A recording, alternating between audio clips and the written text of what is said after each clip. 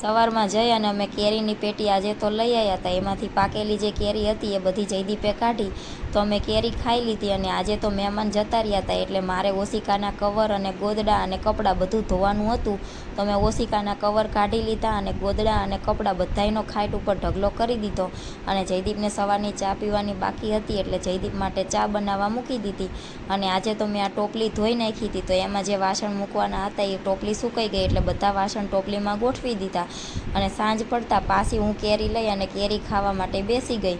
કેરી ખાઈ લીધી. પછી તો સવારમાં મેં જે ગોદડા ધોયા હતા એ સુકાઈ ગયા હતા એટલે એ ગોદડા લઈ અને હું સંકેલવા માટે બેસી ગઈ. આ બધા ગોદડા હંકેલી અને મૂકવાના હતા રસોડામાં.